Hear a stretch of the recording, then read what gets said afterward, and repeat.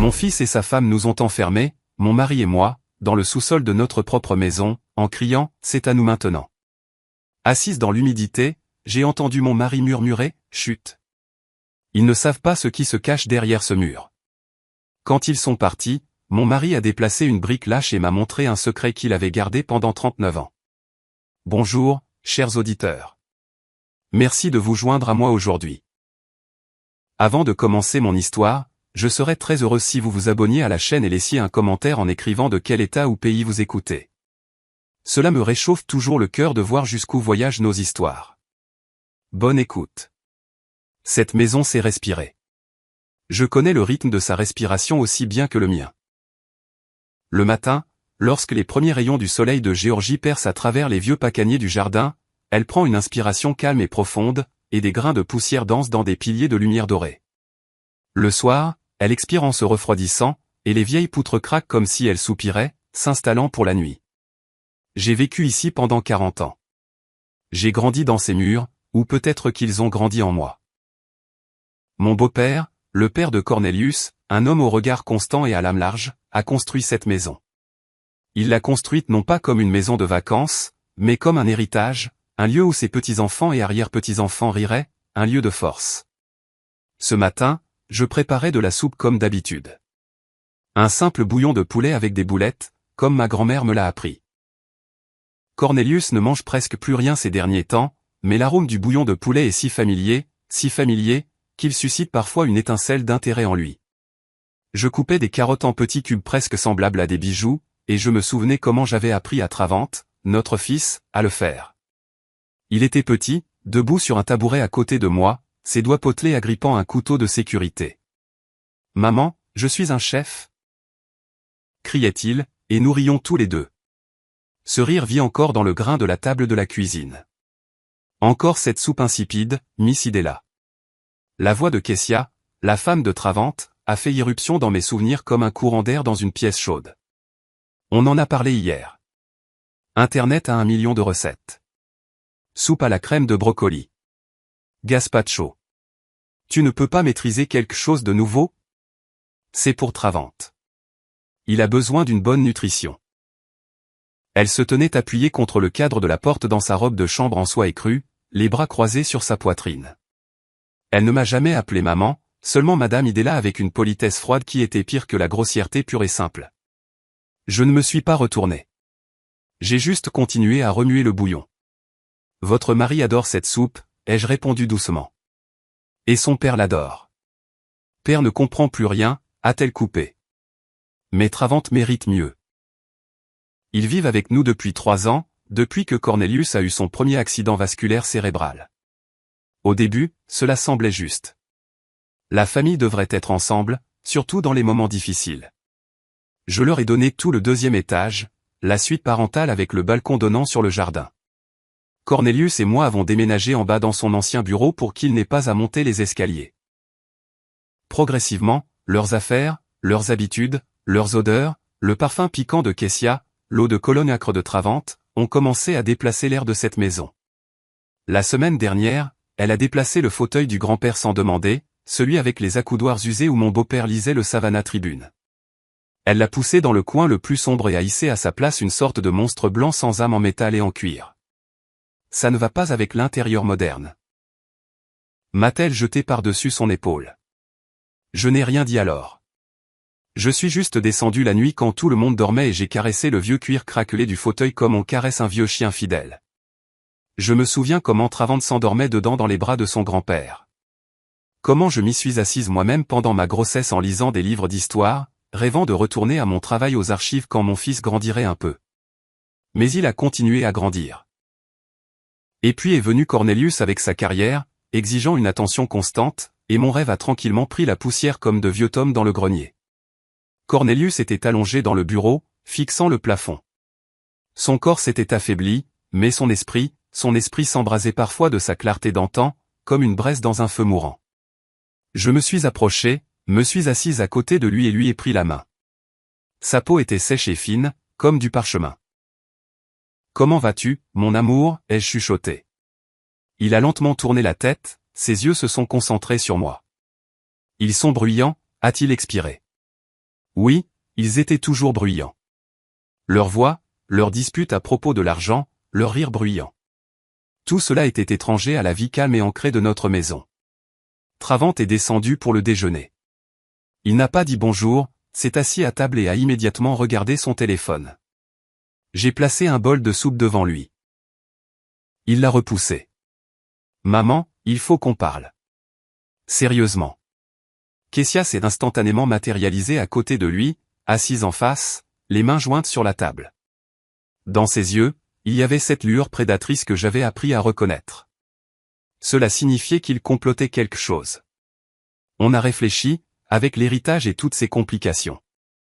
La bureaucratie, a commencé Travante, sans quitter l'écran des yeux. Père est dans un tel état.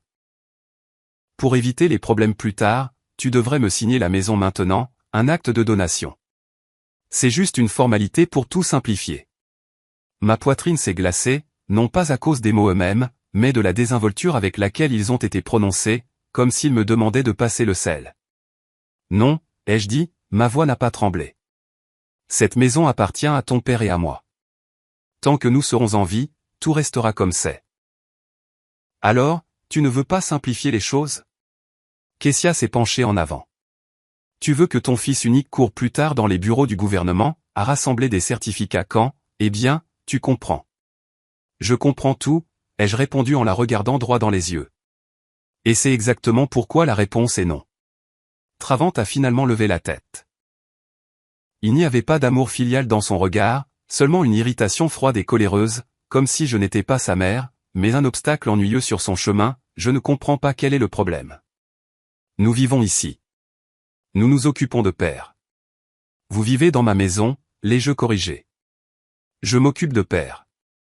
À ce moment-là, Cornelius est apparu dans l'embrasure de la porte du salon. Il se tenait appuyé contre le montant, respirant lourdement. Il devait tout avoir entendu. Son regard était étonnamment clair. Il ne me regardait pas, mais Travante. Toi. Sa voix était faible, mais chaque mot résonnait dans le silence qui s'ensuivit. Tu es une honte pour notre nom. Une honte. Ce mot a frappé Travante comme un coup de fouet. J'ai vu son visage se tordre. Ce n'était pas seulement de la colère. C'était la rage d'un homme touché à son point le plus sensible, sa vanité, son droit de porter le nom de Dubois dont il était si fier. Toute sa vie était construite sur ce nom. Quoi, a-t-il crié, se levant si vite que la chaise est tombée avec un fracas. Une honte? Tu es fou? Je suis le seul à perpétuer ce nom. Cette maison, elle est mienne de droit. Elle aurait toujours dû être mienne. Il s'est avancé vers son père. J'ai sauté, me plaçant entre eux. Travante, arrête. Non, ça suffit. J'en ai marre de ça. Ses yeux étaient sauvages. C'est à nous maintenant. Il m'a attrapé par l'épaule, pas douloureusement, mais avec autorité, et m'a poussé de côté.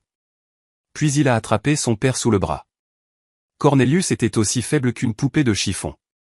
Travante nous a traînés à travers le couloir jusqu'à la lourde porte en chêne menant au sous-sol.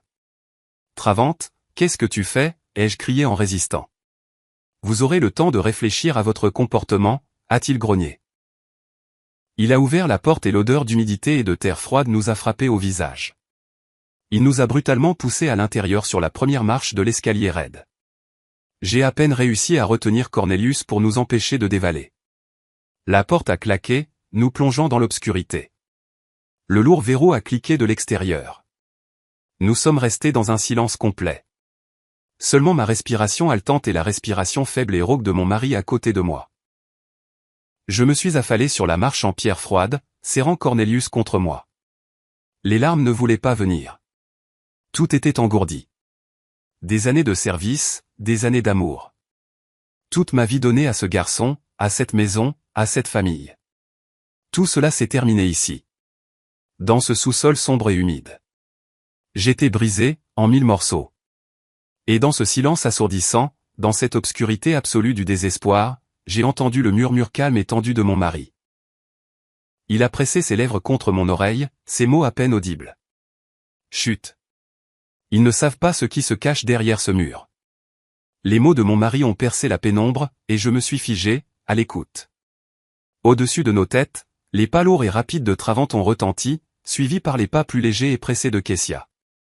La porte d'entrée a claqué si fort qu'un écho sourd a traversé le sous-sol. Un moment de silence, puis le bruit d'un moteur qui démarre, s'éloigne rapidement et s'estompe. Ils étaient partis. Nous sommes restés seuls dans le silence froid et retentissant de notre propre maison, enfermés dans son ventre de pierre.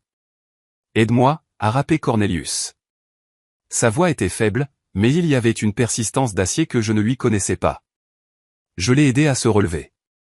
Son corps tremblait de faiblesse et de froid. Lentement, pas à pas, nous sommes descendus les marches ébréchées jusqu'au sol en terre battue. Ça sentait les légumes rassis que nous avions l'habitude de stocker, l'argile humide et l'oubli.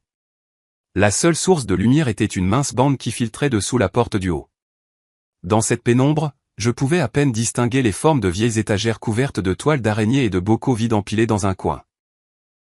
Cornelius ne m'a pas conduite vers les étagères, mais vers le mur du fond, vers la maçonnerie même de la fondation. Il s'est appuyé contre les pierres rugueuses et humides, respirant lourdement. Ici, a-t-il chuchoté. Père me l'a montré quand j'avais 18 ans, il a dit que c'était pour le cas le plus extrême. Je pensais que ça n'arriverait jamais.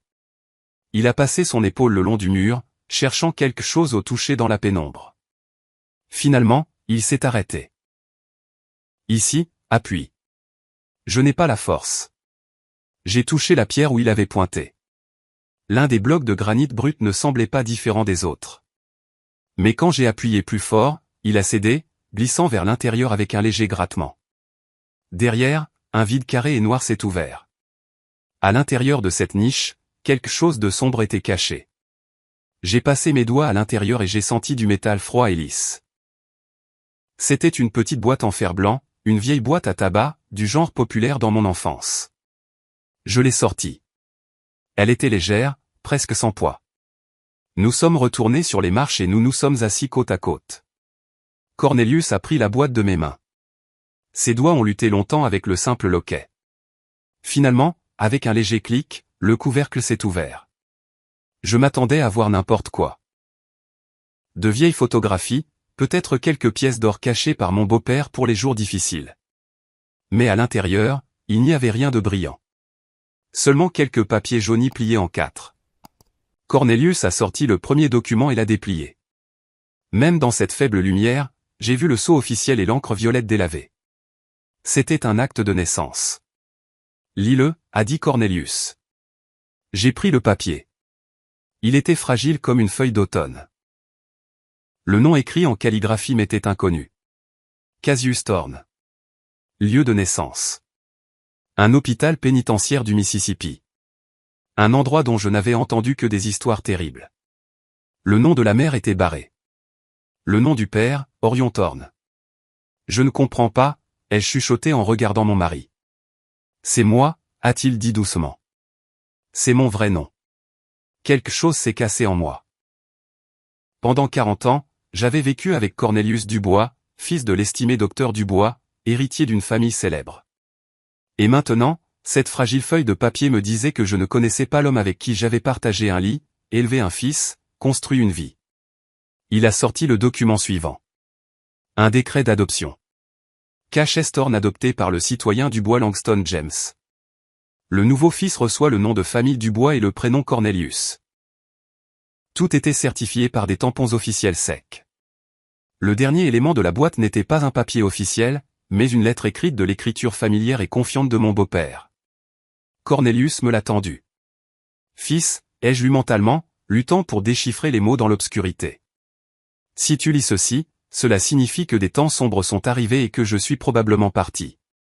Je ne t'ai jamais dit toute la vérité, craignant que cela ne brise ta vie. Ton père, Orion Thorne, était un scientifique brillant, un homme honnête et courageux. Mais dans notre pays, l'honnêteté et le courage deviennent souvent un crime. Il a été calomnié, qualifié de menace pour la sécurité nationale, de traître, et il a péri en prison. J'étais son ami et son collègue. Je lui ai promis que je ne laisserais pas son fils se perdre. Je t'ai adopté, je t'ai donné mon nom, ma famille, pour te protéger, pour effacer la marque du fils d'un traître. Vis avec dignité, Cornelius. Porte le nom de Dubois avec honneur, mais n'oublie jamais quel sang coule dans tes veines. Le sang d'un homme courageux. J'ai lu jusqu'à la fin et j'ai lentement plié la lettre.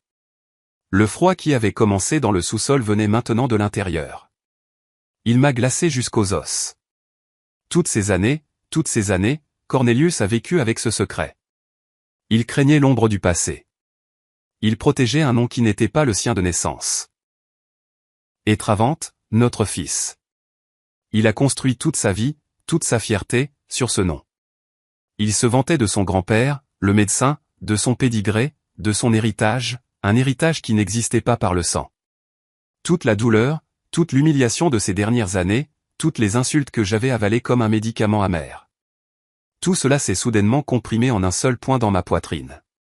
Mais il n'a pas explosé en un cri ou des larmes. Il s'est figé, se transformant en un cristal glacé, parfaitement clair. Et dans ses facettes froides, j'ai tout vu avec une clarté éblouissante. J'étais archiviste. Je travaillais avec des documents, avec des faits, avec des histoires que les gens essayaient d'oublier ou de réécrire. Je connaissais la valeur de la vérité enfermée dans du papier jauni. Et ce que je tenais maintenant n'était pas seulement un secret de famille. C'était une arme. C'était le pouvoir. Un pouvoir absolu, indéniable. Nous sommes restés assis dans le noir pendant 2, peut-être 3 heures. Le temps a perdu son cours. Cornelius s'est assoupi, la tête appuyée sur mon épaule, épuisé par la tension. Je suis resté assise, immobile, fixant l'obscurité, et mon esprit, pour la première fois depuis des années, a fonctionné avec précision et silence, comme une machine bien huilée. Un plan s'est formé, logique et froid. Finalement, du bruit s'est fait entendre à l'étage. Le verrou a été retiré avec un grincement sec. La porte s'est ouverte en grand et une lumière vive m'a frappé les yeux. Travant se tenait sur le seuil. Son visage était suffisant. « Alors, vous avez réfléchi ?» a-t-il demandé avec un ricanement. « Père, tu te sens mal ? Dois-je appeler une infirmière ?» Il jouait clairement à la magnanimité. Cela faisait partie de son jeu. « Oui », ai-je dit en me levant. Ma voix était stable et calme, me surprenant même. « Il a besoin de soins. Donne-moi le téléphone. Je vais passer un appel. » Il a été momentanément déconcerté par ma soumission, puis a souri, me tendant son portable. « Tiens, un appel pour trouver une infirmière et pas de bêtises. » J'ai pris l'appareil, sa chaleur contrastant avec le froid de mes doigts. Je n'ai pas cherché de numéro dans la liste de contacts. Je le connaissais par cœur. Il y a quelques années, j'avais lu un article dans le magazine Essence sur une avocate spécialisée dans les affaires familiales complexes et les successions. Elle était décrite comme une spécialiste brillante et intransigeante. J'avais mémorisé son nom juste comme ça, au cas où. Il s'est avéré que ce n'était pas en vain. J'ai calmement composé le numéro. Travant me regardait de haut, s'attendant à entendre ma conversation avec un service de soins. Une voix de femme nette a répondu au téléphone. Veuta Sterling à l'appareil. Mademoiselle Sterling, bonjour, ai-je dit d'une voix tout aussi égale et claire. Je m'appelle Idéla Dubois. J'ai un besoin urgent de votre aide. J'ai fixé un rendez-vous avec Veuta Sterling et, sans changer d'expression, j'ai rendu le téléphone à mon fils. Il l'a pris avec une curiosité paresseuse, faisant défiler l'écran pour vérifier qui j'avais appelé. Le numéro était inconnu, sans nom. Il a apparemment décidé que c'était une agence de soins, et une satisfaction complète s'est reflétée sur son visage. Il avait gagné. La vieille mère était brisée et soumise. Bien joué, a-t-il lancé, plus pour lui-même que pour moi. Une décision sensée. Allez, Kessia, aidons père à se relever. Il n'est pas convenable qu'il reste assis sur les marches. Ils ont aidé Cornelius à aller dans sa chambre avec ce soin exagéré et ostentatoire qui blesse les yeux par sa fausseté. Ils l'ont bordé, ont ajusté la couverture. Kessia a même apporté un verre d'eau. Ils jouaient une pièce de vainqueur magnanime, et j'étais leur principal public. J'ai regardé en silence, et ils ont pris mon silence pour une capitulation. C'était leur première et principale erreur. Les jours suivants, un silence étrange et contre nature a régné dans la maison. J'accomplissais mes tâches avec une précision mécanique, préparant des bouillons pour Cornelius, nettoyant les chambres, faisant la lessive. Je me déplaçais dans la maison comme un fantôme, une ombre de moi-même, et cela leur convenait parfaitement. Ils ont cessé de me remarquer comme on remarque de vieux meubles. Je suis devenu une partie de l'intérieur, pratique et muette. Et cela m'a donné ce que je n'avais pas avant, l'occasion d'écouter et de voir. Ils ont cessé de se cacher. Ils ont décidé qu'ils pouvaient parler de tout devant moi. Après tout, un esprit brisé est incapable de résistance. Un matin au petit déjeuner, alors que je servais silencieusement des biscuits, Kessia, feuilletant un magazine glacé, a dit à Travante, « Chérie, j'ai réfléchi. Ce mur entre le salon et le bureau de père, il n'est pas porteur. Si on l'abat, on aura un espace immense, un studio. On peut mettre un comptoir de bar en marbre blanc juste ici. » Je me suis figé un instant avec la poêle, le mur qu'elle voulait démolir. Le bureau de mon beau-père se trouvait contre ce mur, là où il écrivait ses derniers journaux médicaux. Contre ce mur, Cornelius a appris au petit Travante à écrire ses premières lettres. Là, sur le papier peint, si vous regardiez attentivement, vous pouviez encore distinguer une légère marque de crayon. La taille de notre fils a 5 ans. Elle en a parlé comme si c'était juste un obstacle ennuyeux sur le chemin d'un comptoir de bar. Excellente idée, a répondu Travante, sans lever les yeux de son café. Le bureau sera bientôt libre de toute façon. Et la bibliothèque? Eh bien, les livres peuvent être vendus à la ferraille ou recyclés. Qui les lit de nos jours? Des livres recyclés que mon beau-père a collectionnés toute sa vie. Des éditions rares sur l'histoire des Noirs, des volumes reliés en cuir avec des dorures. Des livres signés par les grands esprits de la Renaissance de Harlem. Recyclés. J'ai posé l'assiette de biscuits sur la table. Mes mouvements étaient fluides. Pas un muscle de mon visage n'a tressailli, mais à l'intérieur de moi, quelque chose a craqué et s'est brisé. Le dernier éclat d'illusion maternelle qu'il restait encore quelque chose dans mon fils du garçon qui écoutait avec délice son grand-père lui lire à haute voix. Ils ont vu mon calme et l'ont pris pour de l'apathie, pour un détachement sénile. Ils n'ont pas compris que c'était le calme d'un chirurgien étudiant la carte d'un organe malade avec une attention froide avant de prendre un scalpel. Chaque mot, chaque geste, était pour moi un symptôme d'une maladie, leur maladie, dont le nom était l'avidité et la vanité. L'apothéose de leur illusion est venue le mardi soir. Ils se sont approchés de moi alors que j'étais assise près du lit de Cornelius, lui lisant à haute voix de vieux poèmes. Ils sont entrés avec les mêmes visages sérieux et préoccupés que l'on porte en visitant les malades en phase terminale. Maman, a commencé Travante d'un ton plein de fausse sympathie. Kessia et moi avons tout discuté. Nous comprenons à quel point c'est difficile pour toi. Toutes ces inquiétudes, la maison, père, tu as consacré toute ta vie pour nous. Tu mérites un repos. Kessia a immédiatement renchéri, posant sa main manucurée sur mon épaule. Le contact était léger, mais j'ai senti le froid s'infiltrer sous ma peau. Nous avons trouvé un endroit merveilleux pour vous, Miss Idella. Une communauté de vie pour personnes âgées, pas une maison de retraite. Non, un établissement d'élite juste à l'extérieur d'Atlanta, Pine Forest, un étang, 4 repas par jour, des soins médicaux 24h24 et 7h7. Vous aurez votre propre chambre confortable. Vous pourrez marcher, lire, socialiser avec des gens de votre âge. Nous vous rendrons visite le week-end.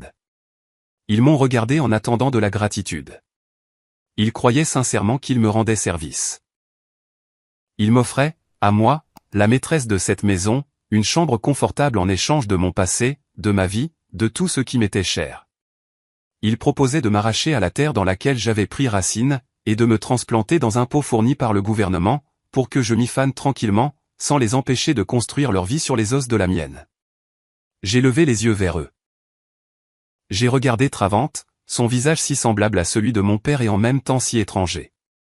J'ai cherché en lui au moins quelque chose, une ombre de doute, une étincelle de honte, mais je n'en ai trouvé aucune. Il n'y avait que la confiance en sa propre droiture et une légère contrariété de devoir perdre du temps avec ses sentiments. À ce moment-là, la dernière goutte de mon amour maternel est morte. Elle ne s'est pas évaporée dans la colère, ne s'est pas noyée dans les larmes.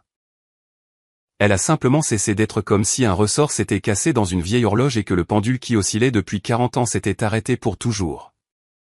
J'ai regardé cet homme et j'ai vu devant moi non pas un fils mais un étranger calculateur et cruel avec mes yeux. Et cette prise de conscience n'a pas apporté de douleur mais une étrange libération froide. Je ne lui devais plus rien. Ni amour, ni pardon, ni pitié. C'est une offre très généreuse. Ai-je dit doucement. Ma voix était creuse mais stable. Je dois réfléchir. Bien sûr, bien sûr. Réfléchis-y, Travante s'est réjoui, clairement satisfait que la scène se soit passée sans larmes ni reproches. Nous voulons juste ce qu'il y a de mieux pour toi. Ils sont partis, laissant derrière une traînée de parfums chers et une confiance absolue en leur victoire. Je suis resté assise dans le silence, rompu seulement par la respiration de Cornelius endormi. J'ai regardé nos photos sur la commode. Ici, nous étions jeunes à notre mariage. Ici, nous étions avec le petit Travante sur la plage de Tibet Island. Toute une vie capturée dans ces cadres. Une vie construite sur l'amour, le sacrifice et, comme il s'est avéré maintenant, sur des mensonges. Mais même ce mensonge était plus noble que la vérité laide que mon fils et sa femme m'ont révélée aujourd'hui. Je ne me sentais plus comme une victime. Le sentiment de ressentiment s'est évaporé, laissant derrière lui un vide et une détermination froide et retentissante. Ils ont eux-mêmes effacé tout ce qui me liait à eux. Ils m'ont libéré des chaînes du devoir maternel. Ils m'ont sous-estimé. Ils ont vu devant eux une vieille femme faible. Ils ne savaient pas que les archives silencieuses conservent des documents capables de changer le cours de l'histoire. Et qu'une femme silencieuse qui a travaillé avec ces archives toute sa vie sait comment les utiliser. Demain, j'ai rendez-vous avec Veta Sterling et je n'y viendrai pas avec une demande d'aide mais avec un plan de bataille prêt. Le lendemain, j'ai dit à Travante que je devais aller en ville à la pharmacie pour un médicament rare pour père qui n'était pas disponible dans notre pharmacie locale. Il m'a donné de l'argent pour un taxi avec un air de faire un acte de la plus grande charité. Kessia m'a même aidé à mettre mon manteau, à redresser mon col comme on le fait avec un enfant. Ne tardez pas, Miss Idella. Le déjeuner doit être prêt. J'ai hoché la tête et j'ai quitté la maison, sentant leur regard condescendant dans mon dos. Ils regardaient une vieille femme obéissante partir faire des courses. Ils ne savaient pas que j'allais à la guerre.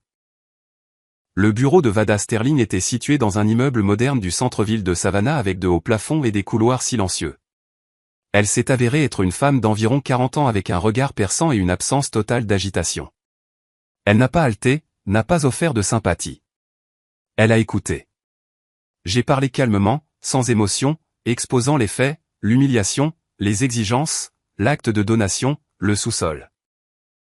Quand j'ai terminé, elle est restée silencieuse pendant quelques secondes, me regardant. « Avez-vous des documents confirmant vos droits sur la maison ?» a-t-elle finalement demandé. Sa voix était calme, mais on pouvait sentir l'acier dedans. « J'ai quelque chose de plus important », ai-je répondu, et j'ai sorti la boîte en fer blanc de mon sac. J'ai étalé son contenu sur la table polie, l'acte de naissance au nom de Cassius Thorne, le document d'adoption, la lettre de mon beau-père. Vada a mis ses lunettes et a commencé à étudier les papiers. Elle lisait lentement, attentivement, comme si elle absorbait chaque mot. J'ai vu son expression changer. L'intérêt professionnel a été remplacé par la surprise, puis par la concentration d'un stratège qui a reçu une carte maîtresse. Elle a levé les yeux vers moi. Il n'y avait plus de simple préoccupation dans son regard. Il y avait de l'excitation. Madame Dubois, cela change tout. Absolument tout. Le nom de Dubois n'est pas seulement un nom de famille. Dans certains cercles, c'est un capital. Votre fils a construit sa carrière, ses relations, tout son statut sur ce nom. S'il s'avère qu'il n'y a aucun droit de sang. Je comprends cela, les jeux interrompus. Je veux récupérer ma maison et ma tranquillité. Vous obtiendrez bien plus, a-t-elle dit, et des notes ont résonné dans sa voix qui m'ont ému. Vous obtiendrez justice, mais j'ai besoin de temps. Je dois vérifier certains détails. Le nom d'Orion Thorne. Cela me rappelle vaguement quelque chose. Laissez-moi travailler avec ça. Je suis rentré chez moi, lui laissant les documents, et je me suis replongé dans la routine grise et silencieuse. Travante et Kessia, voyant que je n'abordais plus le sujet de la maison de retraite, ont décidé que je m'étais résigné et que j'attendais simplement mon sort. Ils se comportaient déjà comme des propriétaires à part entière. Kessia a commandé des catalogues de meubles. Le soir, ils s'asseyaient dans le salon et discutaient bruyamment de la nuance de gris qui conviendrait le mieux au mur de leur futur studio. Je passais sans m'arrêter, mais chaque mot qu'ils disaient était déposé dans ma mémoire, devenant une autre pierre dans les fondations de ma résolution. Une semaine s'est écoulée, une semaine d'attente lente et tendue, puis Vad Sterling m'a appelé sur la vieille ligne fixe lorsque Travante et Kessia n'étaient pas à la maison. « Madame Dubois, pouvez-vous parler ?» Sa voix était tendue. Une excitation réprimée y résonnait. « Oui, je suis seul. J'ai des nouvelles et elles sont stupéfiantes. J'ai fouillé les archives, non officielles, bien sûr. J'ai dû utiliser les anciennes relations de mon père. Il était historien. Ce que j'ai trouvé explique pourquoi Langston Dubois avait si peur du passé de son fils adoptif. Elle a fait une pause, et je l'ai entendu reprendre son souffle. Orion Thorne n'était pas seulement un dissident politique. C'est un mot trop doux. Il était l'un des plus grands physiciens théoriciens de son temps, un génie destiné à de grandes choses. À la fin des années 60, il faisait partie d'un projet d'importance nationale, mais il avait ses convictions. Il a refusé de participer à un développement qui, à son avis, pourrait conduire à une catastrophe. Ils ont essayé de le convaincre, puis de le forcer. Il n'a pas cédé et puis ils l'ont brisé. Ils ont fabriqué une affaire. Il n'a pas seulement été accusé de dissidence. Il a été accusé de trahison, de transmission de données secrètes à des services de renseignement étrangers. J'écoutais et le froid qui s'était installé en moi dans le sous-sol semblait se transformer en glace, me liant les entrailles. Il y a eu un procès à huis clos, a poursuivi Va. Son nom a été effacé de partout, des publications scientifiques, des listes d'employés de l'Institut. C'est comme s'il n'avait jamais existé. Mais dans les cercles universitaires et gouvernementaux étroits, on se souvient encore de son nom, non pas comme le nom d'un scientifique, mais comme le nom d'un traître, une marque, une tache qui, dans ces cercles, ne se lave pas même après une génération. J'étais silencieuse, manquant d'air. Je me suis affalée sur une chaise. Vous comprenez ce que cela signifie, Madame Dubois? La voix de Vadé est devenue plus calme, mais plus distincte. Votre fils Travand construit son entreprise sur des relations. Il est fier de sa lignée, de ses partenaires, de ses clients. Ce sont des gens pour qui la réputation, la pureté du nom, la continuité des générations sont tout. Ils font des affaires avec le petit-fils du célèbre docteur Dubois. Et maintenant, imaginez ce qui arrivera à son entreprise, à sa position dans la société, quand il s'avérera qu'il est en fait le petit-fils d'Orion Thorne, un homme dont le nom pour eux est synonyme de trahison. Voilà. C'était l'arme à laquelle j'avais pensé. Mais il s'est avéré que ce n'était pas seulement un pistolet. C'était une bombe. Une bombe capable non seulement de récupérer ma maison, mais de détruire tout le monde que mon fils s'était si soigneusement construit. Cela ne le privera pas seulement de son héritage, a terminé Vadé. Cela le détruira socialement, professionnellement, financièrement. Il deviendra un paria, un proscrit. Pour lui et sa femme, c'est pire que la mort. J'ai raccroché le téléphone. Je suis resté assise dans la cuisine en silence. Le soleil brillait à travers la fenêtre.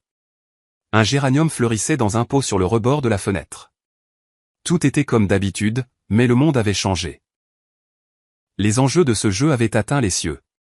Il ne s'agissait plus d'une vieille maison et d'une mère humiliée. Il s'agissait de la destruction totale de la vie de mon fils. Et je n'ai ressenti aucune horreur, aucune pitié, aucun instinct maternel qui aurait dû crier en moi pour protéger mon enfant, quel qu'il soit. Non, je n'ai ressenti qu'une satisfaction froide et étrange. Un sentiment de justice parfaite et calculée. Vous vouliez prendre ma maison. Vous vouliez me jeter dans une maison de retraite. Vous vouliez effacer ma vie comme une entrée inutile dans un livre. Très bien. Voyons ce que ça fait quand votre vie est effacée. Quand toute votre existence, construite sur l'orgueil et les mensonges, se transforme en poussière d'un seul souffle de vérité. Je me suis levé et je suis allé à la fenêtre. J'ai regardé le jardin que j'avais planté de mes propres mains, le vieux pacanier sous lequel le petit Travand jouait. Je lui disais au revoir, non pas à l'homme qui vivait maintenant au 2e étage, mais à ce garçon que j'ai autrefois aimé plus que la vie elle-même. Lui dire au revoir pour toujours parce que je savais que j'appuierais sur la gâchette sans hésitation. Je me suis éloigné de la fenêtre quand j'ai entendu le bruit d'une voiture qui s'arrêtait. Ils étaient de retour. Mon cœur n'a pas battu la chamade. Il battait régulièrement, froidement, mesurant les secondes jusqu'au début de la fin. Je suis sorti dans le couloir pour les accueillir, non pas comme une servante, mais comme la maîtresse de la maison. Pour la première fois depuis des mois, j'ai redressé les épaules. Ils sont entrés en riant, chargés de sacs de magasin chers. Kessia tenait un rouleau d'échantillons de papier peint. Ils étaient de très bonne humeur. Miss Idella, vous êtes là, a lancé Kessia, sans me regarder. Travand, regarde. Cette teinte nacrée sera parfaite dans le hall. Ils n'ont même pas remarqué à quel point j'avais changé.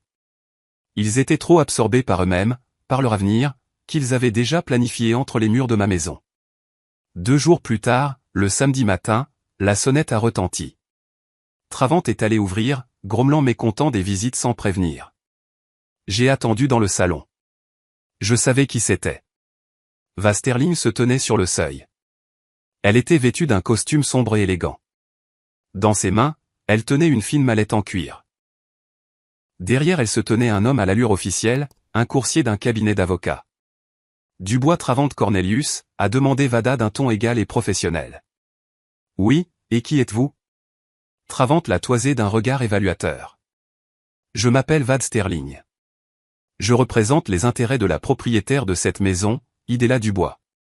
C'est pour vous. Elle lui a tendu une épaisse enveloppe. Travant l'a prise, confus. Il m'a regardé, puis de nouveau Vad. Son visage exprimait une perplexité totale. Propriétaire? Quel propriétaire? C'est la maison de ma famille. Je vous demanderai de prendre connaissance du document, a répondu froidement Vadé. Kessia est sortie de sa chambre, attirée par les voix. En voyant l'étrangère, elle a froncé les sourcils. Travant a déchiré l'enveloppe avec irritation. Il a commencé à lire et j'ai vu la couleur s'écouler lentement de son visage. La perplexité initiale a été remplacée par la colère, puis il a ri bruyamment, hystériquement. Expulsion, a-t-il ri. Maman, c'est ta blague? Tu as engagé cette actrice pour nous faire peur? C'est tout simplement ridicule. Kessia lui a arraché le papier des mains, l'a parcouru des yeux. Son visage s'est également tordu en un ricanement méprisant. Madame Idella, nous pensions que vous étiez tombée dans l'apathie, mais vous, il s'avère que vous avez décidé de jouer au drame. Très mignon, mais nous n'avons pas le temps pour ça. Elle s'est tournée vers Vad. Mademoiselle, j'ai bien peur que ma belle-mère vous ait induite en erreur. C'est une personne âgée, un peu dérangée. D'un air triomphant, elle s'est dirigée vers le crédence, a pris un dossier d'un tiroir et en a sorti un document. Voici le vrai document, l'acte de donation. La maison appartient à mon mari, Travant Dubois, vous pouvez donc utiliser vos papiers comme bon vous semble. Elle a tendu le document à Vada. Vada l'a pris sans même me regarder. Elle a tenu le papier à la lumière, l'a étudié attentivement.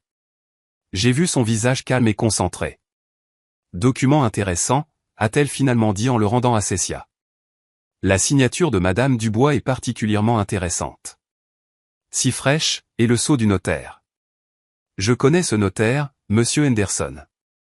C'est vraiment dommage qu'il soit décédé il y a 2 ans. Ce devait être un document très complexe s'il a dû le notarier de l'autre côté. Un silence retentissant a envahi la pièce. Le rire s'est figé sur les lèvres de Travant. Kessia a regardé Vada. Son visage est devenu blanc comme un linge. Quoi? De quoi parlez-vous? A-t-elle balbutié. Je parle du fait que ce papier est un faux grossier, très grossier, a poursuivi calmement Va, regardant Kessia droit dans les yeux. L'expertise prouvera cela en un jour, et alors nous ne parlerons plus d'expulsion, mais de vol qualifié et de fraude.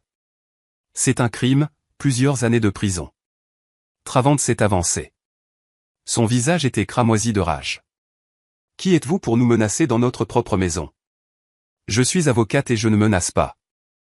J'informe des conséquences. La maison, comme je l'ai déjà dit, appartient à ma cliente. Ceci est confirmé par le testament de son défunt beau-père, Langston Dubois, dont j'ai l'original. Il y est clairement indiqué que l'unique héritière de tous ses biens est sa belle-fille, Idella Dubois, en remerciement de ses soins à la famille. Votre père, Cornelius, était au courant et n'a jamais contesté le testament de son père. Elle a prononcé le mot « père » avec une pause à peine perceptible. C'était la première pique. Travant et Kessia ont échangé un regard. Dans leurs yeux, pour la première fois, j'ai vu non pas de la colère, non pas du mépris, mais de la peur. Une peur animale réelle d'une bête acculée. Ils ont réalisé que ce n'était pas de la démence sénile. Ce n'était pas l'acte impulsif d'une femme offensée. C'était une attaque bien planifiée. Nous allons le contester, a crié Travant. Nous prouverons qu'elle est incompétente, que vous l'avez trompée. Je suis le seul Dubois, l'héritier direct. J'ai droit à cette maison. Vad Sterling a lentement hoché la tête comme si elle s'attendait exactement à ces mots. Elle a fait un pas en avant. Sa voix est devenue plus calme, presque confidentielle, mais d'autant plus inquiétante pour autant. Vous pouvez certainement essayer des poursuites judiciaires pour contester le testament. Mais gardez à l'esprit, M. Dubois, que pour contester le testament de Langston Dubois, vous devrez d'abord prouver au tribunal que vous y avez un droit légal, que vous, comme vous le dites, êtes un héritier direct. Et pour cela. Elle a de nouveau fait une pause, laissant chaque mot s'imprégner dans l'air. Il faudra une clarification complète et publique de la généalogie de la famille Dubois avec tous les examens généalogiques nécessaires et la mise au jour de documents d'archives pour établir, pour ainsi dire, la pureté de la lignée familiale. Elle s'est tue, et dans ce silence, j'ai entendu mon propre cœur battre bruyamment. Elle n'a rien dit directement. Elle n'a pas mentionné le nom de Thorne. Elle n'a pas parlé de trahison. Elle a juste jeté cette phrase sur la table. Clarification complète et publique de la généalogie. Et cette phrase a explosé dans la pièce comme une bombe silencieuse. Cassius a vacillé et s'est agrippé au dossier d'une chaise. Son visage exprimait l'horreur et une totale incompréhension. Mais Travant a tout compris. Il ne connaissait pas les détails. Il ne connaissait pas toute la vérité. Mais il a entendu dans les mots de Vadé une menace visant le cœur même de son monde, le fondement de son identité. Il a tellement pâli que ses lèvres sont devenues bleues. Ils m'ont regardé, la femme silencieuse aux cheveux gris qui s'était tenue silencieusement près de la cheminée tout ce temps. Et dans leurs yeux, j'ai enfin vu ce que j'attendais. Pas seulement la peur, mais la prise de conscience. La prise de conscience que la vieille femme qu'ils avaient radiée, qu'ils avaient enfermée dans le sous-sol, qu'ils allaient envoyer finir ses jours dans une maison de retraite tenait les fils de leur destin entre ses mains, et qu'elle était prête à les couper. Vad Sterling m'a fait un signe de tête, s'est retourné et est sorti. Le coursier l'a suivi, la porte s'est refermée avec un léger clic qui a résonné comme un coup de feu dans le silence assourdissant. Nous sommes restés, nous trois, moi, mon fils et sa femme. L'air dans la pièce s'est épaissi, est devenu lourd. C'était difficile d'inhaler. Travant a été le premier à se remettre. Son choc initial a été remplacé par la rage. Sombre, animal, balayant tout sur son passage. Qu'est-ce que c'était que ça, a-t-il crié en se tournant vers moi. Son visage s'est tordu, est devenu étranger, vicieux. Qu'est-ce que tu as fait? Tu as décidé de détruire ta propre famille. Tu as conspiré avec ce requin pour nous jeter à la rue. Il s'est avancé vers moi, et pendant un instant, j'ai vu dans ses yeux la même folie que ce jour où il nous a poussés dans le sous-sol. Mais il n'y avait pas de peur en moi. Je suis resté immobile, le regardant dans les yeux. Vous ne comprenez pas dans quoi vous vous êtes embarqué, a renchéri Kessia. Sa voix se brisait en un cri aigu. Elle arpentait la pièce comme un oiseau en cage. Généalogie? Quelle généalogie? Qu'est-ce qu'elle voulait dire? Vous nous avez caché quelque chose? Des secrets honteux. Ils ont crié, accusé, menacé, dit qu'ils me mettraient dans un asile, prouveraient ma folie, que je déshonorerais le nom de Dubois. Ils ont jeté des mots comme des pierres, essayant de percer mon silence, de me forcer à avoir peur, à reculer. Mais leurs pierres ont rebondi sur ma confiance calme comme des poids sur un mur de pierre. Je suis resté silencieuse et j'ai regardé. J'ai laissé leur fureur s'éteindre, se transformer en cendres. Et quand le flot de menaces s'est tari, quand ils se sont tus, respirant lourdement, épuisés par leur propre colère, les tactiques ont changé. Ils ont vu que je ne pouvais pas être prise par les cris et la force. Et puis ils ont décidé de jouer sur d'autres cordes, sur celles dont ils pensaient qu'elles résonnaient encore dans mon âme. Cessia a été la première à s'effondrer dans un fauteuil et à se couvrir le visage. Ses épaules tremblaient de sanglots silencieux. C'était un acte, je le savais, mais un acte habile. Miss Idella, maman, a-t-elle sangloté. Comment est-ce possible? Nous sommes une famille. Nous vous aimons. Nous voulions ce qu'il y a de mieux. Nous avons pensé à votre avenir, à votre tranquillité d'esprit. Oui, peut-être que nous nous sommes trompés. Nous nous sommes emportés. Mais est-ce que ça vaut la peine de tout détruire pour ça? Travant s'est approché et s'est accroupi devant moi. Il a essayé de me prendre le coude, mais je me suis légèrement écarté, et il a retiré sa main. Il a levé les yeux vers moi. Il n'y avait plus de rage dans ses yeux. Maintenant, un chagrin fin et une blessure filiale y éclaboussaient. Maman, a-t-il dit doucement, avec âme, souviens-toi de tout ce qui s'est passé. Souviens-toi comment tu m'as élevé. Tu m'as tout donné. Tu as sacrifié ta carrière, tes rêves pour moi pour que je devienne ce que je suis. Peux-tu vraiment détruire tous à toi-même maintenant? Tous ces sacrifices n'étaient-ils que pour me chasser de ma propre maison à la fin? Il a parlé de mes sacrifices. Lui qui ne les avait jamais appréciés de sa vie. Lui qui les prenait pour acquis. Maintenant, il les sortait comme une vieille bannière poussiéreuse en essayant de se cacher derrière. Je suis ton fils, maman. Sa voix tremblait. Et cette fois, cela semblait presque sincère. La peur est une bonne actrice. Ton seul sang, ta continuation. Tout ce que je le fais pour l'avenir de notre famille, de notre nom, pour que le nom de Dubois résonne encore plus fort. C'est ton honneur aussi. L'honneur de père, l'honneur de grand-père. Il a parlé et je l'ai regardé. Et pour la première fois de tout ce temps, j'ai ressenti autre chose que de la colère froide et de la détermination. C'était de la pitié. Une pitié profonde, perçante, presque insupportable. Pas pour mon fils, mais pour cet homme assis à mes pieds. Pour un homme dont la vie s'est avérée être un château de cartes construit sur le sable du nom de quelqu'un d'autre. Il s'accrochait si désespérément à ce nom, à ce mythe, parce qu'il n'avait rien d'autre. Sans le nom de Dubois, il n'était personne. Il attendait une réponse. Il attendait des larmes, des reproches, peut-être même le pardon. Il attendait que le cœur maternel faiblisse. Mais il était silencieux. Il s'était transformé en pierre ce jour-là dans le sous-sol. J'ai soupiré lentement et quand j'ai parlé, ma voix a résonné dans le silence de la pièce si calme et distincte qu'ils ont tous les deux sursauté. La maison est le cadet de vos soucis, Travante. Il m'a regardé sans comprendre.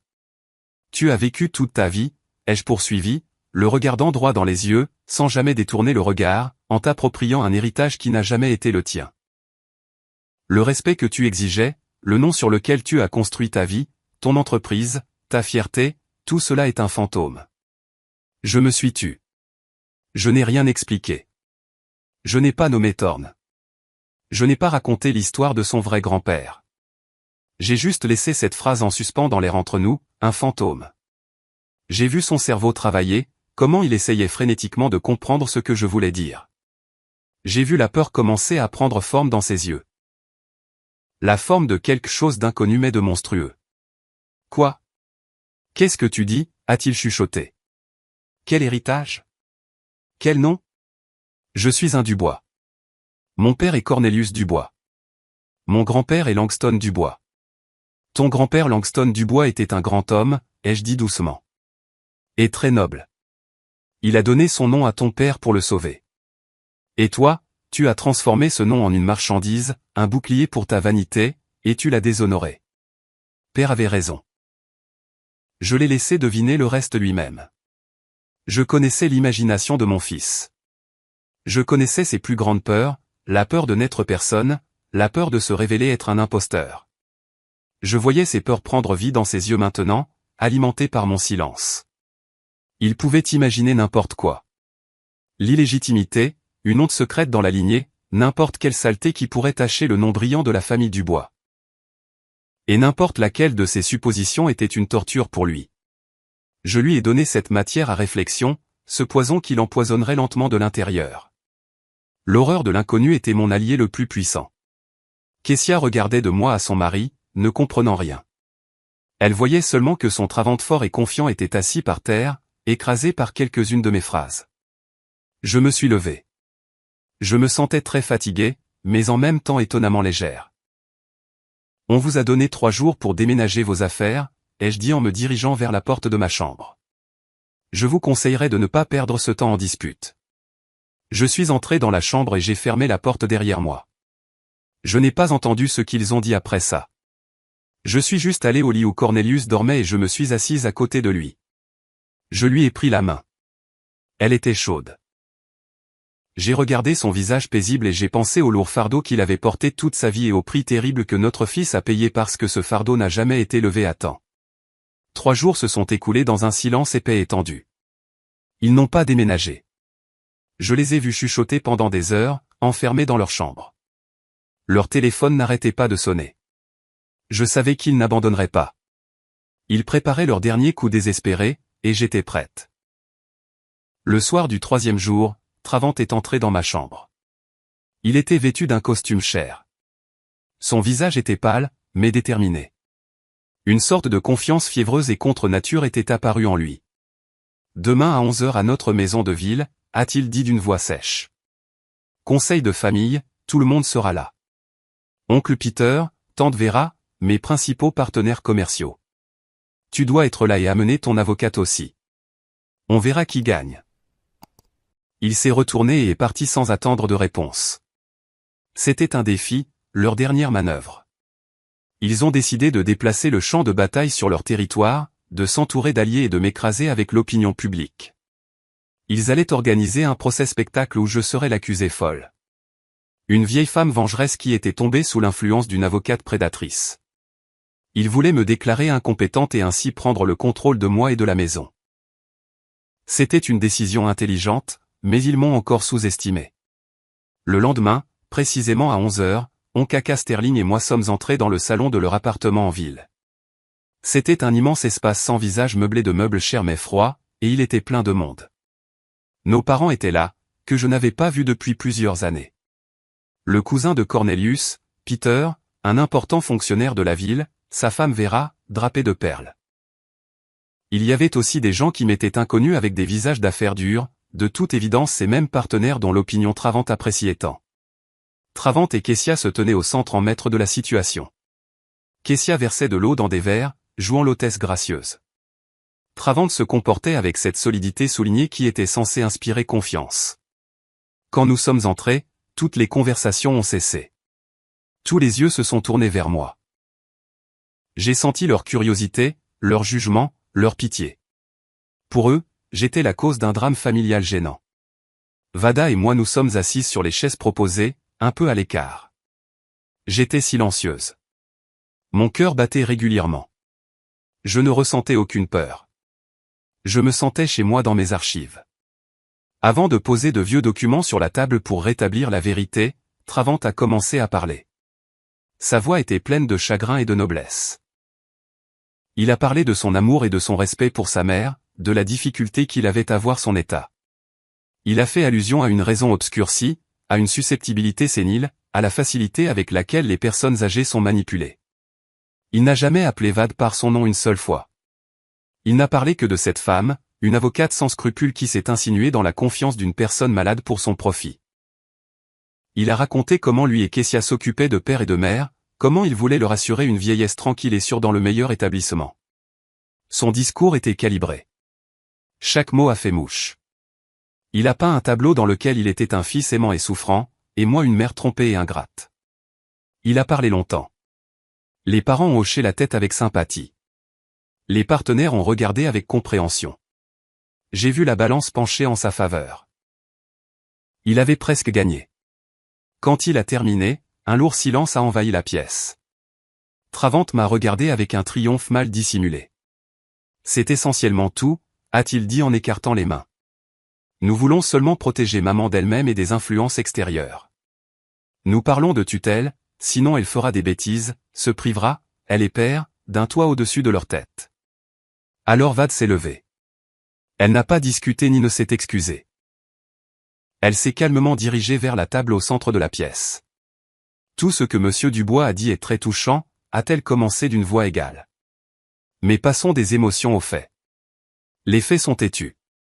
Monsieur Dubois prétend qu'il agit dans l'intérêt de sa mère, craignant qu'elle ne perde la maison. Mais voici un document. Elle a sorti une copie de l'acte de donation falsifié de sa mallette et l'a posé sur la table. Le document que M. Dubois et sa femme ont présenté comme base de leurs droits sur la maison. Un document selon lequel Madame Dubois a déjà perdu sa maison. Elle a fait une pause. Et voici, elle a placé une autre feuille à côté, la conclusion d'une analyse graphologique confirmant que la signature est fausse et un certificat des archives de la Chambre des notaires indiquant que le notaire qui aurait certifié ce papier est décédé 2 ans avant sa signature. Un murmure a parcouru la pièce.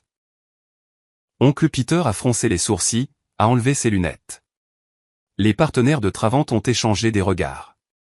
L'image du fils aimant a commencé à se fissurer. Ce ne sont que des insinuations, a crié Travante, mais il n'y avait plus de confiance dans sa voix. Ce sont des documents, la coupe évadée. Et maintenant, avec votre permission, ma cliente va parler. Elle n'a pas besoin de tutelle. Elle a besoin d'être entendue. Tous les yeux se sont de nouveau tournés vers moi. Je me suis lentement levé. Je n'ai pas regardé Travante. J'ai regardé les visages des gens dans cette pièce. Bonjour, ai-je dit. Ma voix n'a pas tremblé. C'était la voix d'une archiviste habituée à parler de faits. Mon fils a parlé de l'héritage de la famille Dubois, de l'honneur. J'ai consacré toute ma vie au service de cette famille et à la préservation de son histoire. Par conséquent, permettez-moi de clarifier. J'ai sorti un autre dossier de mon sac. L'héritage, ce n'est pas seulement une maison et de l'argent. C'est avant tout la mémoire et la vérité. Voici, j'ai posé la lettre de mon beau-père sur la table. C'est une lettre de mon beau-père, Langston Dubois, à son fils adoptif, mon mari, Cornelius. Il y parle d'amour, de devoir, de noblesse. Il y raconte comment il a sauvé un orphelin en lui donnant son nom. C'est le véritable héritage de la famille Dubois. L'amour et le sacrifice de soi. J'ai parlé calmement, exposant devant eux l'histoire de ma famille comme un solitaire. Je leur ai dit la vérité, pas toute la vérité. Je n'ai pas nommé Orion Thorne. Je n'ai pas parlé de trahison. L'honneur de la famille, même d'une famille comme celle-ci, je ne voulais pas le souiller publiquement. J'ai simplement dit que Cornelius était un fils adoptif, le fils d'un scientifique réprimé que Langston Dubois a sauvé du système, en lui donnant son nom et son amour. Langston m'a laissé cette maison, j'ai pointé la copie du testament, parce qu'il croyait que je préserverais son esprit, l'esprit d'une famille construite non pas sur le sang mais sur l'amour. Et mon fils, j'ai regardé Travante pour la première fois, a décidé que son droit à cette maison était basé sur un papier falsifié. Je me suis tu, et dans ce silence, tout est devenu évident. Je n'ai pas accusé. J'ai simplement juxtaposé deux documents. D'un côté, une lettre respirant l'amour et la noblesse, la véritable histoire de la famille. De l'autre, un faux acte respirant l'avidité et la tromperie. J'ai opposé l'héritage authentique au droit acquis. C'était la fin. Je l'ai vu sur leur visage. Oncle Peter s'est lentement levé, s'est approché de la table, a pris la lettre de mon beau-père, l'a lue. Puis il a regardé Travante avec un tel mépris qu'il s'est ratatiné. Les partenaires commerciaux se sont levés en silence de leur siège et, sans dire au revoir, se sont dirigés vers la sortie. Ils ne voulaient rien avoir à faire avec un homme qui non seulement s'est avéré être un escroc, mais n'était pas un vrai Dubois. Son principal capital, son nom, s'est transformé en poussière sous leurs yeux. Kessia se tenait agrippée au bras de son mari. Son visage était gris d'horreur. Elle regardait les invités qui partaient, les ruines de leur monde. Et je pense qu'à ce moment-là, elle le détestait. Travante se tenait au milieu de la pièce, complètement seul. Il était brisé, détruit, et non par un tribunal, non par la police. Il a été détruit par la vérité que j'avais soigneusement, comme un archiviste, mise en lumière. Sa dernière manœuvre s'est transformée en une exécution publique qu'il s'était arrangée pour lui-même. Il a été exposé comme un imposteur cruel et avide devant tous ceux dont l'opinion lui était plus chère que la vie. Il était complètement et finalement brisé. Je me suis retourné, sans regarder personne d'autre, je suis sorti de la pièce. Vad m'a suivi. Nous sommes descendus silencieusement dans la rue où l'air frais du printemps nous attendait. Il ne m'avait jamais semblé si frais et si pur. Nous ne nous sommes pas dit un mot. Tout avait déjà été dit. 6 mois se sont écoulés. L'automne a pris ses droits, peignant le jardin d'or et de pourpre. La maison est devenue très calme. Ce silence ne me déprime plus. Il était curatif comme une compresse froide sur une blessure. Il était rempli de lumière pénétrant par les fenêtres lavées, de l'odeur des pacanes et du tic-tac silencieux de la vieille horloge dans le salon. Cornelius est décédé à la fin de l'été, tranquillement dans son sommeil, dans son lit. Son cœur épuisé s'est simplement arrêté. Je lui ai tenu la main jusqu'à la toute fin. Nous n'avons pas parlé de Travante. Nous n'avons pas parlé du passé. Nous avons parlé de notre jeunesse, de notre premier rendez-vous à Forestside Park, de l'air drôle qu'il avait en essayant de réparer un robinet qui fuyait. Nous nous sommes dit au revoir. Et quand il est parti, je l'ai pleuré. Pas le mari portant le nom de quelqu'un d'autre, mais mon Cornelius, le seul homme que j'ai aimé. Je l'ai enterré à côté de son père adoptif, Langston Dubois. Deux hommes nobles dont les histoires se sont avérées si étroitement liées, reposent maintenant côte à côte. Travant n'était pas aux funérailles. Lui et Kessia ont disparu. Ils ont déménagé de l'appartement en ville, le vendant pour rembourser des dettes dont je n'avais même pas soupçonné l'existence. Leur monde, construit sur le prestige du nom Dubois, s'est effondré en une seule journée. Les partenaires se sont détournés. Les amis ont cessé de répondre aux appels. La société dans laquelle ils voulaient embrayer les a expulsés. J'ai entendu par des parents éloignés qu'ils avaient déménagé dans une petite ville de province en Alabama, où Kessia a trouvé un emploi de réceptionniste dans un salon de beauté. On n'a plus entendu parler de Travant. Il n'a pas appelé, n'a pas écrit. Pour moi, il a simplement cessé d'exister. Comme le fantôme dont j'ai parlé une fois. Je n'ai ressenti ni jubilation ni haine, seulement un vide à l'endroit où se trouvait autrefois l'amour maternel. Aujourd'hui, je suis descendu au sous-sol, mais ce n'était plus la crypte sombre et humide où ma renaissance avait commencé. J'ai engagé des ouvriers. Ils l'ont nettoyé, ont blanchi les murs, ont installé un éclairage vif. Le long des murs se trouvaient maintenant non pas des étagères poussiéreuses avec des bocaux, mais de nouvelles étagères en pain sentant la résine. Au centre, un grand et solide établi, ma table. Ce sous-sol, autrefois ma prison, est devenu mon sanctuaire, mes archives personnelles, l'endroit où je suis enfin revenu à moi-même. J'ai lentement disposé de vieilles photographies, des lettres, des documents sur la table. Toute ma vie, j'ai été la gardienne des histoires des autres, de l'histoire de la famille Dubois, de l'histoire de mon mari, de l'histoire de mon fils. Je les ai soigneusement collectionnés, catalogués, protégés. Maintenant, le temps est venu de rassembler les miennes. J'ai pris un nouvel album avec des pages blanches dans une reliure en cuir rigide. Sur la première page, j'ai soigneusement placé la lettre de Langston Dubois, un document sur l'amour et la noblesse qui est devenu la pierre angulaire de cette histoire. À côté, j'ai placé une photographie, pas celle de mon mariage, pas une photo avec mon fils, mais une autre, petite, en noir et blanc, prise il y a de nombreuses années. On y voit une jeune fille avec des lunettes et des cheveux courts, assise à un bureau rempli de vieux tomes, regardant l'objectif avec délice. C'était moi, Idella, une étudiante en histoire de 20 ans au Spelman College, amoureuse de sa profession, pleine d'espoir et de projets, la moi que je m'étais ensevelie sous les décombres des obligations familiales et des sacrifices. J'ai regardé cette fille et j'ai souri. Je marchais vers elle depuis si longtemps.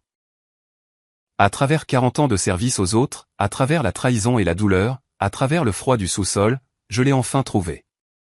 Je n'étais plus seulement une gardienne, je suis devenu une auteure, l'auteur de ma propre histoire, dans laquelle j'ai moi-même décidé ce qui était important et ce qu'il fallait laisser dans le passé. Je n'ai rien rayé. Ni la joie de la maternité, ni l'amertume de la déception. Mais maintenant, je plaçais les accents moi-même. J'ai donné aux événements le sens que je considérais comme vrai. J'ai terminé mon travail et je me suis dirigé vers la petite fenêtre haute du sous-sol que les ouvriers avaient percée à ma demande. Elle donnait directement sur le jardin. D'en bas, le monde avait l'air différent. Je ne voyais pas les troncs des arbres mais leurs racines qui s'enfonçaient profondément dans la terre. Je voyais les feuilles mortes qui deviendraient de la terre pour une nouvelle vie au printemps. J'ai posé une tasse de thé chaud sur le rebord de la fenêtre. L'arôme de l'Earl Grey se mêlait à l'odeur de la terre et du feuillage flétri. La vapeur de la tasse montait vers la vitre, et le monde extérieur à la fenêtre est devenu un peu flou, comme une vieille aquarelle. J'ai pris une gorgée. C'était calme dans la maison. Calme dans mon âme. Pour la première fois depuis de très nombreuses années, je ne me sentais pas comme la femme de quelqu'un, la mère de quelqu'un, la belle-fille de quelqu'un. J'étais simplement Idella, une femme regardant par la fenêtre de sa maison son jardin. Une femme qui n'est plus définie par ses sacrifices passés mais par cet avenir calme et conscient qu'elle s'est construit. J'étais libre, absolument, complètement, jusqu'à mon tout dernier souffle. Libre. C'est là que mon histoire se termine. Merci d'avoir passé ce temps avec moi. Si elle a résonné dans votre âme, s'il vous plaît, aimez et abonnez-vous à la chaîne. Vos commentaires sont le plus grand soutien pour moi. Je vous souhaite la paix dans votre cœur et la chaleur dans votre âme jusqu'à notre prochaine rencontre. Une histoire si compliquée mais très profonde, chers auditeurs. Une histoire de sacrifice, de trahison et de ce prix terrible qu'il faut parfois payer pour sa propre liberté et sa propre dignité. Cela fait réfléchir à beaucoup de choses, n'est-ce pas? La question principale qui reste en suspens est la question des limites. Où se trouve cette ligne au-delà de laquelle le pardon total d'une mère prend fin et où commence la lutte pour sa propre vie? Adela a-t-elle agi correctement en détruisant le monde de son propre fils, même en réponse à sa cruauté monstrueuse? Était-ce un acte de juste rétribution ou une vengeance froide et calculée? Chacun de vous, j'en suis sûr, s'est fait sa propre opinion. Peut-être que quelqu'un condamnera Adela pour sa cruauté et que quelqu'un, au contraire, admirera sa force et sa détermination. Peut-être avez-vous encore des questions sur le sort des personnages ou un détail de l'histoire a-t-il suscité une curiosité particulière? Partagez vos pensées dans les commentaires sous cette vidéo. Je suis toujours incroyablement intéressé de lire vos raisonnements et de voir à quel point la même histoire résonne différemment dans le cœur des gens. Votre opinion est très importante pour nous. Si cette histoire vous a touché, n'oubliez pas d'aimer et de vous abonner à notre chaîne. Chaque like, chaque nouvel abonné est un immense soutien pour nous et une incitation à continuer à chercher et à vous proposer de nouvelles histoires, non moins passionnantes. Il est important pour nous de savoir que notre travail trouve un écho. Avez-vous aimé l'histoire? Et de quelle ville écoutez-vous? Retrouvons-nous dans les commentaires. N'oubliez pas de vous abonner. À bientôt dans la prochaine histoire de vie. Avec amour et respect.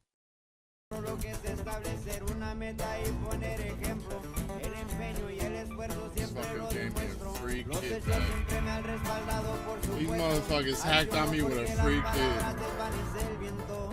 Se nota el charco que dejo por donde piso. En otras palabras, soy filoso con lo que me he visto. Hablo de mi vida, ustedes hablan de un mito. Y además en su relación escuchan mi estilo.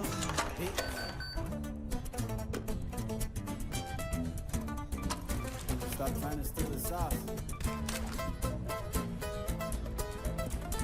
Explica. No voy a cambiar lo que hago, de esto vivo, no porque este sucio piense que no tiene brillo.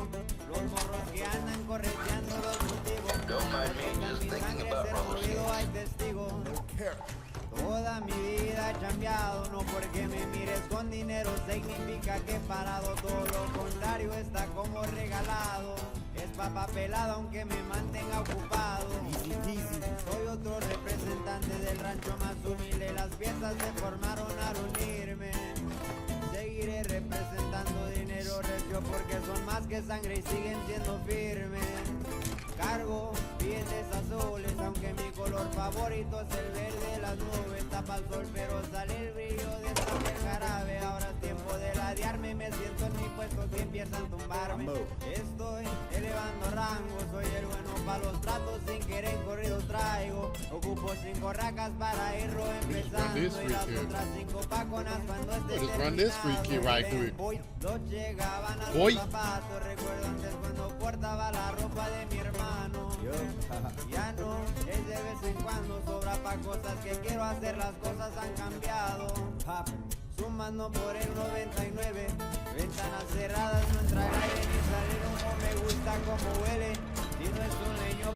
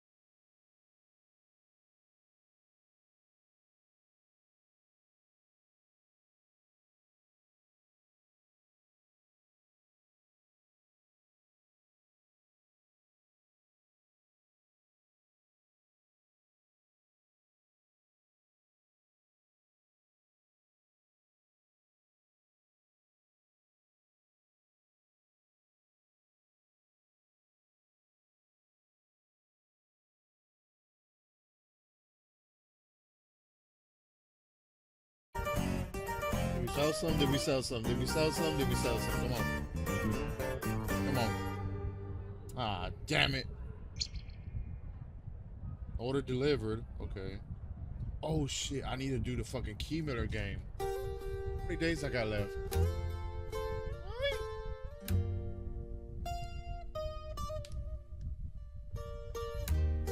Redeemed. I have 7 days left. I got a week. I need to talk to someone about. I gotta get a partner to do that with.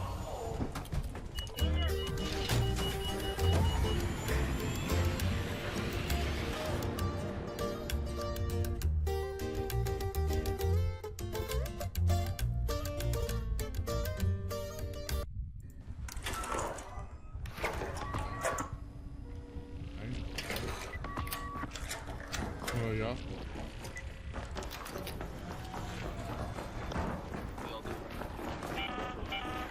Apollo here. The cultural archives in Stella Montes are pretty well guarded, so don't forget to hum a suspenseful tune while you search for those movies.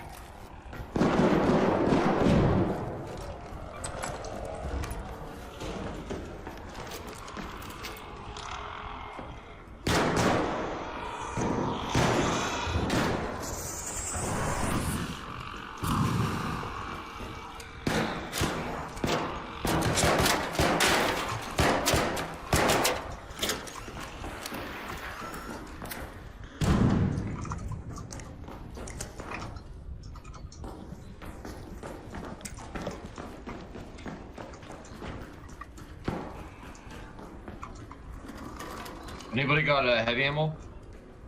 Oh, right here.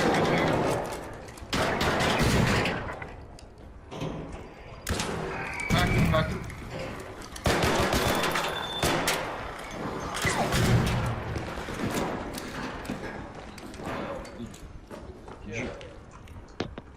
Did you knock one? Can you guys chill and let me No, try to they're reach over my here. girlfriend and try to kill you? And get your guns? Yo, chill.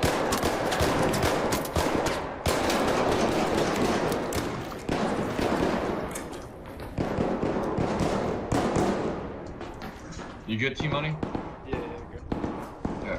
There's two of them double door. There's a shredder on them. There's the guy has a Delobra, whatever the fuck it's called. The double, bro? Yeah, he has him right next to us. Are you serious? Right here. Yeah, he's right here. Did you not see it? Bro, I want that gun so bad, dude. I got one the other game. I'll trade you a Tempest. I got that and a Tempest 4. Damn. Healing up real quick. Okay, so there's one on this side, I'm gonna assume.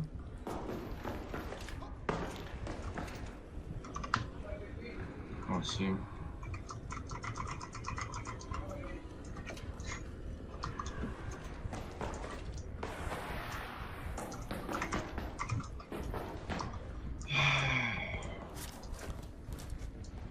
Where the fuck are they? They're hiding now, I believe. Oh, they're hiding, eh? Maybe dark room? Yeah, dark room. You gotta barricade down. At least we have this side of the lobby though. I don't think anybody's gonna try to push. Only zipline maybe?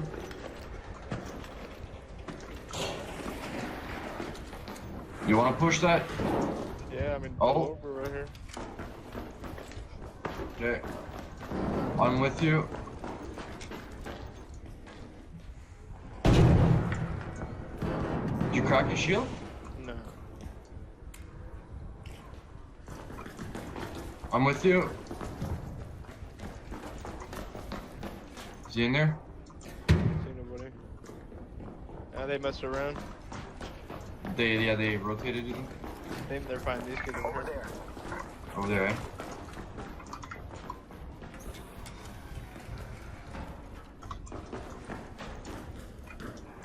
Right here. TSA? Yeah, over here, over here.